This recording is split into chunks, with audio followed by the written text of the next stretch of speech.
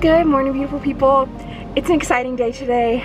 I am doing KettleHell, but we're doing it at the track, so at a track, and I've invited several friends to do it with us. So there's going to be a big group doing it. I have like all of the kettlebells in the back of the car, and it's gonna be good. I'm April Lauren and I'm on a journey to lose 200 pounds, and welcome to my channel, Wake Up Bright. Let's get into today.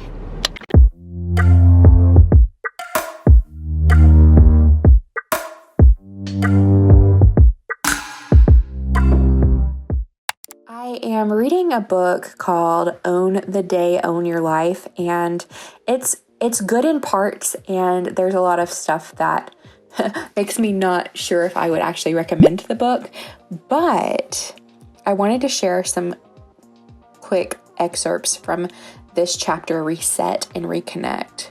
Our bodies and our genes were formed in tribes. Thousands of years ago, we ate and played as a group, slept shoulder to shoulder, and secured food as a clan. The idea of going off on your own to find yourself wouldn't have just seemed crazy.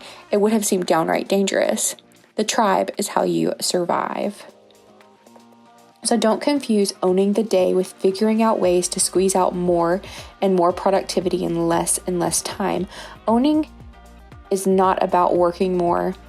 It's about living a full and fulfilled life, one that speaks to our bodies, to what our bodies need most, which, yes, includes meaningful burst of productivity, but it also includes the rich and joyful connection that other people give us.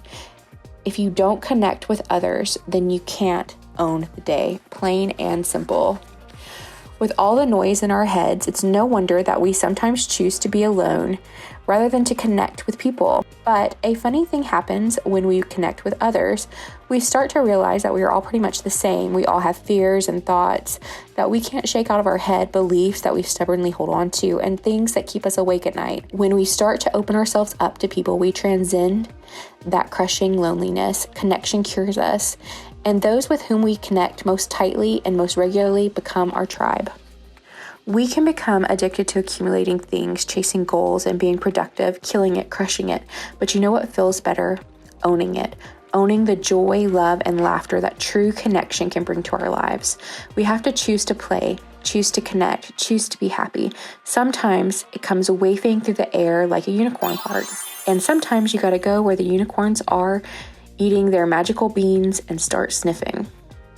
To connect with others, collapse judgments that separate you by seeing them as you, living a different life. Then play some music, have a laugh, but most importantly, make the effort to cultivate the sense of community around you. And that is what I wanted to do and have always wanted to do, but I always talk myself out of it. I talk myself out of friends. And so I'm so very grateful that me and this group of ladies have started hanging out and doing healthy and happy things to lift each other up and just bring a little joy into each other's lives. I'm so thrilled that they all wanted to do KettleHell with me and Iana today. It was awesome. Even so, I am not good at letting people see me struggle, and I very much get wrapped up in my head. I struggle to make friends because I struggle to open myself up and be vulnerable, which is ironic because my name, April, literally means open. So anyway, when I asked everyone to come, part of me was like, well, maybe no one will come. And that would have made me so sad, really. But I wouldn't have to sweat in front of anyone or be uncomfortable. Almost everyone I asked, though, said yes. And so my new inner struggle became videoing KettleHell and doing it for time, because I was like, maybe nobody wants to be on camera. And then I was like, what if I can't beat my time from last month? That has been a huge struggle for me. I have had so much anxiety about my non-scale points of measure this month. I'm like, what if I can't walk faster, bike faster, do KettleHell faster? Well, nonetheless, I asked if they were okay with me filming, and part of me was really hoping they'd say no, but everybody said yes. No big deal.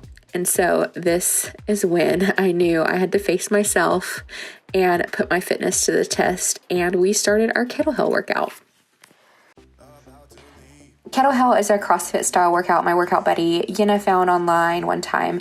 I have not been able to find her source, so I will tell you what KettleHell has become to me. KettleHell is a marker, a point of measure for me I use on my weight loss journey. KettleHell consists of 5 rounds of the following movements: 16 double kettlebell swings, 14 double kettlebell front squats, 12 double kettlebell walking lunges, 10 push presses, and an 80-meter farmer's carry. You do those 5 exercises for 5 rounds for time.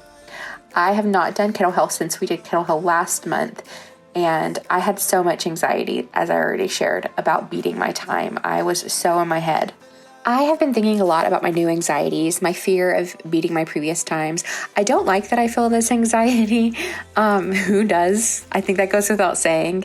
No one likes anxiety, but I feel I'm winning because I'm not stopping for my anxiety. I will continue forward and continue to share to crush my non-scale goals, because just doing it, just the attempt and facing possible failure, but setting myself up to see growth is really the victory. Every month that I record myself doing this workout, I'm putting myself out there in an uncomfortable way. I'm not in my comfort zone and I'm struggling. Sharing my struggle prevents me from retreating into myself, and it's really something I'm proud of.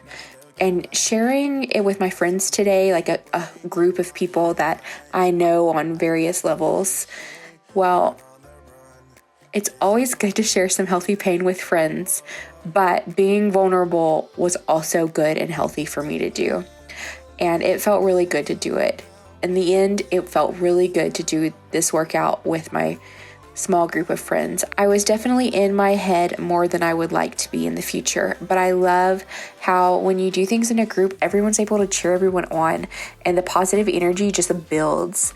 And these women are amazing, and I'm so glad they showed up and that they made me show up for myself in a brighter and better way.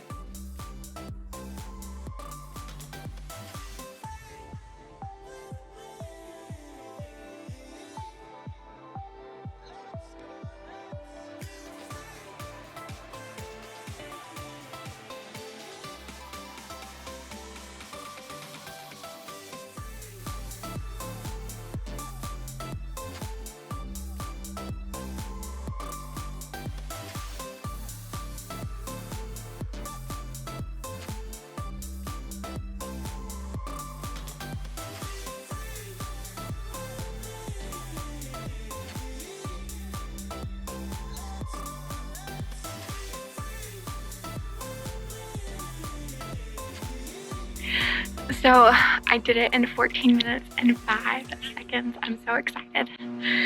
After we finished KettleHell, we all took a few laps together, chatted, and then Andrea and I continued to walk for an additional mile. So it was a lot of fun. I'm so grateful, and I'll talk more about it when I get home. Hey beautiful people, so I am home. The house is actually grilling for us. This hat, when I got it, it like barely fit on the first little notch. My head's lost weight. I'm like halfway in. There's like, I don't know, 6 or 7 little notches and it's about halfway. That's impressive. Or I've just lost a lot of hair, which I don't think is the case and hopefully won't be the case. But when I talk a little bit about KettleHell, I am so proud of myself. I improved by quite a bit comparing last month to this month. Last month, my time was 16 minutes and 54 seconds. This month, 14 minutes and 5 seconds. I'm so excited. And then Yenna also finished in a little over 13 minutes. So she shaved about a minute off of her time as well. So we did really good.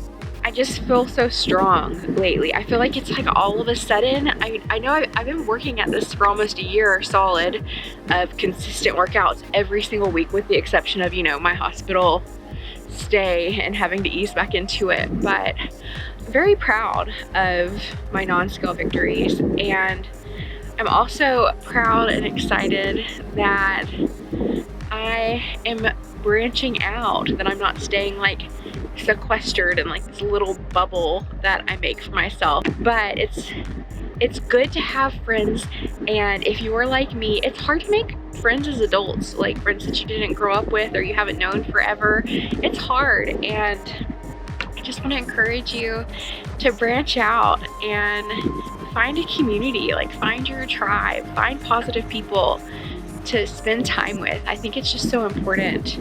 And I loved and felt very called out by reading that section of this book. Again, this book has got some interesting things. It's not at all what I thought. I thought it was going to be like just this pep talk type situation, but it's like a full-blown process on breaking down a perfect day, which is interesting. I'll share more thoughts on it eventually. Anyway, that's the end. I am very, very excited again about my KettleHell. I don't think that everybody, I guess it's not the end. I don't think everybody should do what I do, and I hope that that's clear. Like, I think we all have different passions, different interests, things that make us happy, and we all need to figure out what works for us in our individual journeys. Us doing KettleHell today, everybody had different stories as far as like their level of fitness, their past injuries. So everybody was doing different things. Like, we have different goals, we're at different levels, we have different needs. Everybody needs different things, and you should work to find what works for your body, what makes you happy. And if working out doesn't make you happy, that's okay. You can take walks and maybe do yoga. Maybe you like the yoga or swimming or whatever it is that you like doing. So find what works for you and do that. And thank you so much for being here to encourage me on my journey and encourage me on all the things that I like to do. I love you, and I hope you have the best rest of your weekend, and that sounded funny, the best rest of your weekend, and I will see you guys on Monday.